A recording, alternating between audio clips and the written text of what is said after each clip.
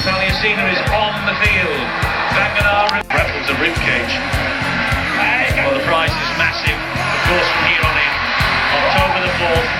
Trying to tire out each other around the middle unit so that they can then open up the field of play. Here's a penalty to Wigan, which will take a lot of pressure. Here's a bit of pressure on them.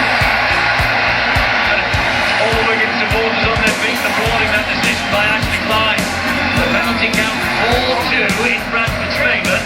Needless to say, that's correct on the degree, but I tell you what, goes against Bradford in the final scoreline. That's a good run from the big fella, Palliacina. You know, Wigan seem to lift every time he comes onto the paddock. They might lift now because Gareth Hocker's just emerged for the first time in 5 matches. Player like a Palliacina, but Lynch's work rate is phenomenal over the course of time. Palliacina then was hounding down Andy Lynch. Managed to get to him, that's Nero in possession, and Steve McNamara. Quite pensive, but nonetheless quite relaxed here. So he should be. His team are 8 points to the border. Newton gets to... They're up for it, they're eager. And we saw it in the opening second. Bang, straight into it. They've got a penalty at Wigan. They need this. So hands across the face of Palliacina there. Push this into the corner, and maybe we've only seen one occasion.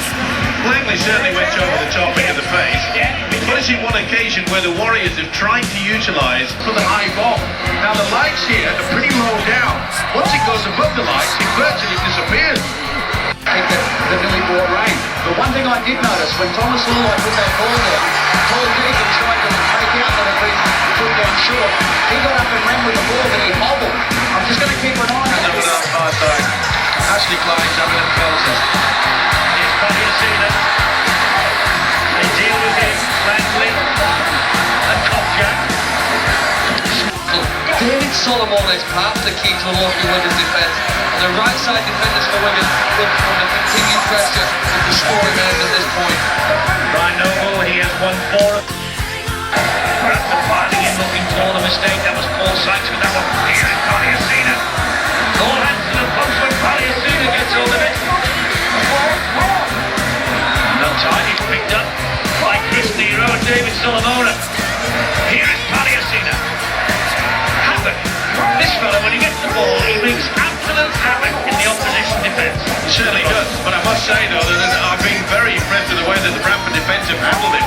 Normally he gets 4 metres forward than that. But as you're right, Eddie, the mere presence of just been out there.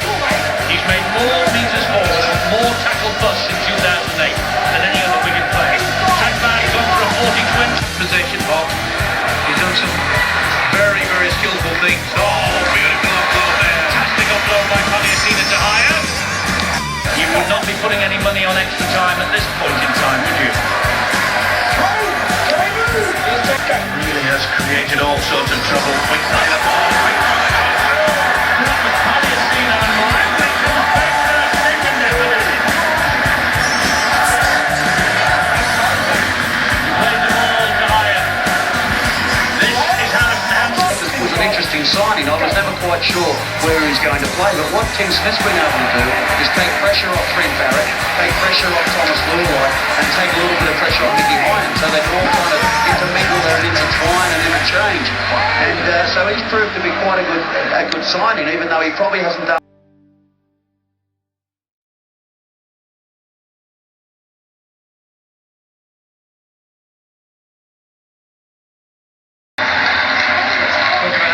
Palliacina comes off to a great round of applause as they try and find touch, and they do, off the boot of Trent Barrett. They'll be delighted, Wigan, sure. They will be delighted because they were able to go on and do the job. They played with speed, they played with movement, they played with a lot of confidence. Once they got in the lead, I felt half time came at the wrong time for them because they were really, really moving. They were motivated at 12-8. It probably came at the right time for Bradford. They looked like they needed a spell. They came out the second half, and for me it was the same thing. Wigan was still on top. Bradford, for little spurts the second half, came back, but it just wasn't enough. Man of the match is Thomas Lulai. Bring in one of the other Wigan heroes, Trent Barrett. Trent, you were one of the guys who was quite vocal about the change of venue. What do you reckon now? Did it turn into a positive and you can galvanise your... Well done to Wigan. They progress. It's either at Warrington at home or they will travel to the Catalan Dragons next week. That will all be decided tomorrow night. Palliacina, Hock, Tim Smith, you can throw them out, change them all around, and they can still control again. Yeah, I think our bench was really, really good tonight. You know, Emre Cowell didn't get a lot of game time, but whilst he was out there, he did really well.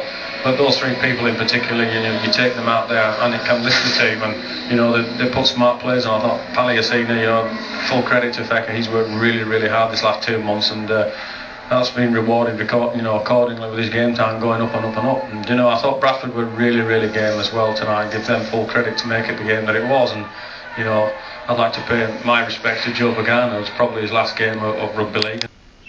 Tompkins in for it, and that sort of just said, well, they've got to win it. But then when Palliacina, you don't normally see Palliacina offload the ball. I thought Mickey High in the last 15 minutes was superb, and this was sheer quality.